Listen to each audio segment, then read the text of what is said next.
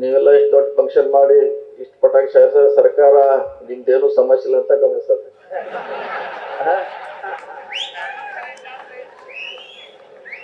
ಎಲ್ಲ ಹೊಟ್ಟೆ ತುಂಬಿದೆ, ಅವಶ್ಯಕತೆ ಇಲ್ಲ ಅಂತ ಭಾವಿಸ್ತದೆ. ನಿಮ್ಮದ್ ನೋಡು ಎಲ್ಲ ನಿಮ್ದೆಲ್ಲ ಈ ತರ ನೋಡಿದ್ರೆ ಏನೇನು ಸಮಸ್ಯೆ ಇಲ್ಲ, ಹಂಗೆ ಟ್ರೀಟ್ ಮಾಡ್ಬೇಕಾಗುತ್ತೆ. ಅಧ್ಯಕ್ಷ ಬಹಳಷ್ಟು ಸಮಸ್ಯೆ ಹೇಳಿದ್ರು.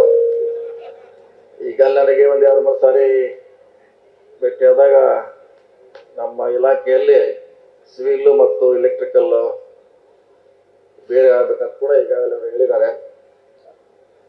ನೋಡೋಣ, ಚರ್ಚೆ ಮಾಡೋಣ ಏನಾಗುತ್ತೆ. ಬಹಳಷ್ಟು ದಿನದಿಂದ ನಡೀತಾ ಬಂದಿದೆ.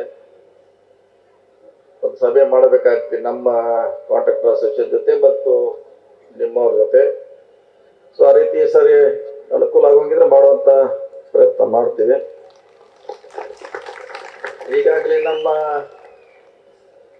PW ಗುತ್ತಿಗೆದಾರ ಸಂಘದ ಸಭೆಗಳನ್ನ ಬಹುಶಃ ನಾವು 3 ತಿಂಗಳಿಗೊಂದು 6 ತಿಂಗಳಿಗೊಂದು ಸಾರಿ ಸುಮಾರು 5-6 ಸಭೆಗಳನ್ನ 30 ತಿಂಗಳಲ್ಲಿ ನಾವು ಮಾಡಿದ್ವಿ.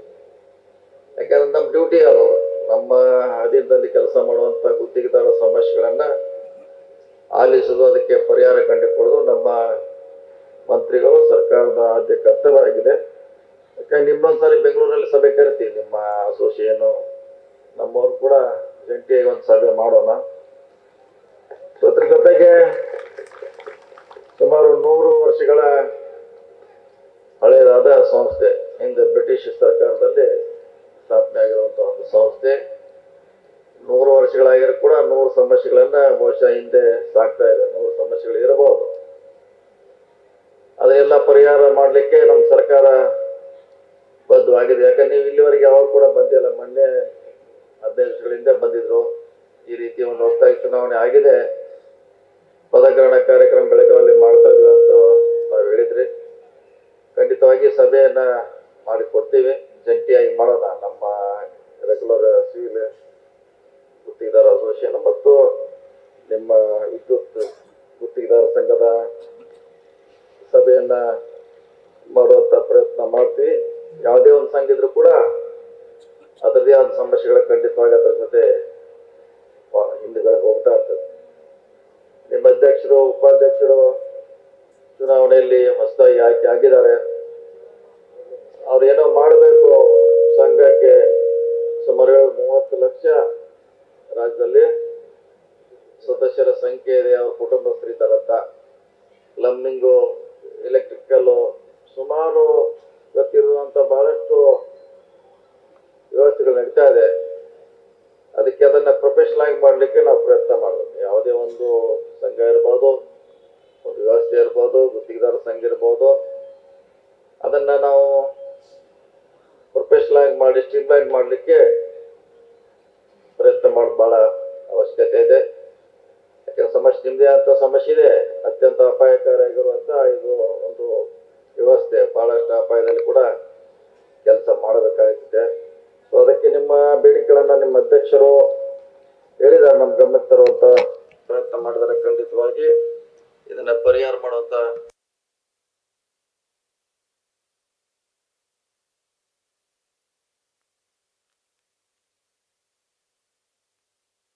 ಸಂಘದ ಕಚೇರಿ ಆಗಬೇಕು. ಬೆಂಗಳೂರಲ್ಲಿ ಇರ್ಬೋದು ನಿಮ್ಮ ಕಚೇರಿ, ಬಹುಶಃ ಇದೆ. ಬೆಂಗಳೂರಲ್ಲಿ ಪರ್ಮನೆಂಟ್ ಕಚೇರಿ ಇದೆ. ಎಲ್ಲಾ ಜಿಲ್ಲಾ ಕೇಂದ್ರಗಳಲ್ಲಿ ಆದ್ರೆ ಅಲ್ಲಿರುವ ಸಮಸ್ಯೆಗಳನ್ನ ಪರಿಹಾರ ಮಾಡಲಿಕ್ಕೆ ಖಂಡಿತವಾಗಿ ಅನುಕೂಲ ಆಗ್ತದೆ ಅಂತ ಹೇಳಿದ್ದಾರೆ. ಬಹುಶಃ ನೀವು ಬಹಳಷ್ಟು ಉತ್ಸಾಹದಿಂದ ಚುನಾವಣೆ ಗೆಲ್ಸಿದ್ರಿ ನಿಮ್ಮ ಅಭ್ಯರ್ಥಿಗಳನ್ನ.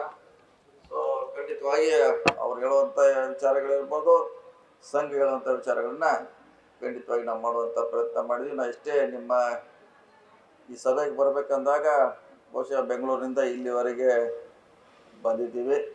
ಸೊ ಈಗ ಪ್ರಾರಂಭ ಆಗಿದೆ ಅಷ್ಟೇ. ಈಗ ನಿಮ್ಮ ಸಮಸ್ಯೆ ಏನು ತಿಳ್ಕೊಬೇಕಾಗಿದೆ, ಅದಕ್ಕೆ ಯಾವ ರೀತಿ ಸರ್ಕಾರ ಸ್ಪಂದನೆ ಮಾಡಬೇಕು, ಅದಕ್ಕೆ ಯಾವ ಪರಿಹಾರ ಮಾಡಬೇಕು ಅನ್ನೋದನ್ನ ನಾವು ಆಲೋಚನೆ ಖಂಡಿತವಾಗಿ ಮಾಡ್ತೀವಿ. ಇಷ್ಟು ಮಾತ್ರ ಹೇಳಲಿಕ್ಕಿಂತ ನಿಮ್ಮ ಜೊತೆ ನಾವಿದ್ದೀವಿ. ನಮ್ಮ ಸರ್ಕಾರ ನಿಮ್ಮ ಜೊತೆ ಇದೆ, ನಿಮ್ಮ ಜೊತೆ ಖಂಡಿತವಾಗಿ ನಮ್ಮ ಸರ್ಕಾರ ಇದೆ. ಯಾಕಂದರೆ ನಿಮ್ಮನ್ನು ರಕ್ಷಣೆ ಮಾಡೋದೇ ನಮ್ಮ ಸರ್ಕಾರದ ಆದ್ಯ ಕರ್ತವ್ಯವಾಗಿದೆ. ಅದಕ್ಕಾಗಿ ನೀವು ಇವತ್ತು ವಿಶೇಷವಾಗಿ ನೀವು ಹೆಚ್ಚು ಪದಗ್ರಹಣ ಕಾರ್ಯಕ್ರಮ ಸೊ ಎಷ್ಟು ವರ್ಷ, 3 ವರ್ಷ 5 ವರ್ಷ ಅವಧಿ?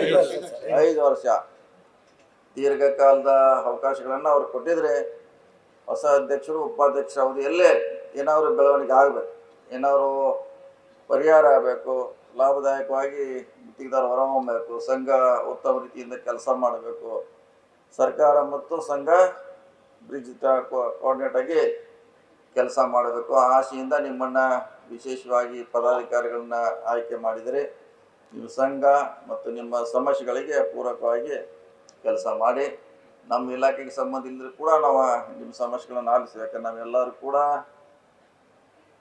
ಮುಕ್ತ ಕಣ್ಣದಿಂದ ಕೆಲಸ ಮಾಡ್ತೀವಿ. ಅದೇನು ನಮ್ಮ ಸಂಬಂಧ ಇಲಾಖೆಗೆ ಸಂಬಂಧ ಇಲ್ಲದೆ ಕೂಡ ನಾವು ಅದನ್ನು ನಮ್ಮದೇ ಅಂತ ಕೆಲಸ ಖಂಡಿತವಾಗಿ ಮಾಡ್ತೀವಿ.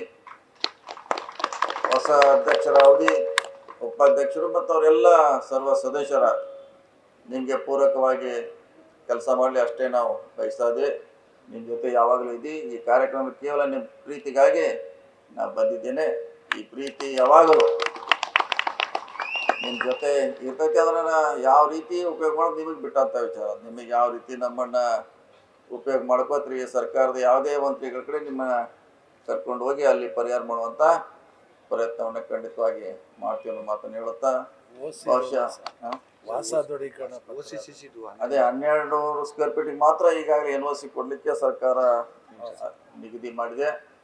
ಇದು ಮುಂದಿನ ನೋಡೋಣ, ಅದು ಚರ್ಚೆ ಬನ್ನಿ ಆಗಿ ಕ್ಯಾಬಿನೆಟ್ನಲ್ಲಿ ಅದಕ್ಕೆ ಅನುಮತಿ ಕೊಟ್ಟಿದ್ದೇವೆ. ಸೊ ಖಂಡಿತವಾಗಿ ನೀವು ಬನ್ನಿ, ನಿಮ್ಮನ್ನು ಸಂಬಂಧಪಟ್ಟವ್ರಿಗೆ ನಿಮ್ಮ ಸಮಸ್ಯೆ ಏನಾಗಿದೆ ಹೇಳಿದ್ರೆ ಅದನ್ನು ಪರಿಹಾರ ಮಾಡುವಂಥ ಪ್ರಯತ್ನ ಮಾಡ್ತಿತ್ತು. ಈಗಾಗಲೇ ಹೇಳಿದ್ದೀನಿ, ಯಾವುದೇ ಇಲಾಖೆ ಮಂತ್ರಿ ಇದ್ದರೆ ಅಲ್ಲಿ ನಿಮ್ಮನ್ನು ಕರ್ಕೊಂಡು ಹೋಗಿ ಪರಿಹಾರ ಮಾಡುವಂಥ ಪ್ರಯತ್ನ ಮಾಡ್ಬೇಕು. ನಮ್ಮವ್ರು ಎಲ್ಲ ಇಡೀ ಪರಿವಾರ, ಗುತ್ತಿಗೆದಾರ ಏನು ಪರಿವಾರ ಇದೆ, ಇದು ನಮ್ಮ ಸರ್ಕಾರದ ಅಧೀನದಲ್ಲಿ ಇರ್ತದೆ. ಇವ್ರಿಗೆ ಸಹಾಯ ಮಾಡುವಂಥ ಕರ್ತವ್ಯ ನಮ್ಮದಾಗಿದೆ ಅನ್ನೋ ಮಾತನ್ನು ಹೇಳುತ್ತಾ, ನೀವೆಲ್ಲ ವಿಶೇಷವಾಗಿ ಹೊಸ ಅಧ್ಯಕ್ಷರಿಗೆ ಪದಗ್ರಹಣ ಮಾಡಬೇಕು ಅಂತ ಖುಷಿಯಲ್ಲಿ ಇದ್ದೀರಿ. ನೀವು ನಿಮ್ಮ ಕಾರ್ಯಕ್ರಮ ಮುಂದುವರಿಸಿ, ಯಾಕೆ ನನಗೆ ಇನ್ನೊಂದು ಕಾರ್ಯಕ್ರಮ ಹೋಗಬೇಕಾಗಿದೆ. ನಿಮ್ಮ ಜೊತೆ ಗೋಕಾಕಲ್ಲಿ ನಾವು ಸೈಟ್ ಕೊಡಿ ಸರ್, ನಿಮ್ಮ ನೇತೃತ್ವದಲ್ಲಿ ನೋಡೋಣ, ಚೆಕ್ ಮಾಡೋಣ, CS ಸೈಟ್ಗಳು ಯಾವುದು ಚೆಕ್ ಮಾಡೋಣ. ಸೊ ನೀವು ನಿಮ್ಮ ಕಾರ್ಯಕ್ರಮ ಮುಂದುವರಿಸಿ. ಇಷ್ಟು ಮಾತ್ರ ಮತ್ತೊಂದು ಹೇಳಲಿಕ್ಕೆ ಇಚ್ಛೆ ಮಾಡ್ತಾ, ನಿಮ್ಮ ಏನು ಸಂಘಟನೆ ಇದೆ ಇನ್ನೂ ಬಲಿಷ್ಠಗೊಳ್ಳಿ. ಈ 5 ವರ್ಷಗಳಲ್ಲಿ ನಿಮ್ಮ ಸಮಸ್ಯೆಗಳೇನಿದೆ ಅದನ್ನು ಪರಿಹಾರ ಮಾಡುವಂಥ ನಿಟ್ಟಿನಲ್ಲಿ ನಮ್ಮ ಸರ್ಕಾರ ನಿಮ್ಮ ಜೊತೆ ಅಂತ ಹೇಳಿ ನನ್ನ ಮಾತು ಮುಗಿಸಿ ನಮಸ್ಕಾರ.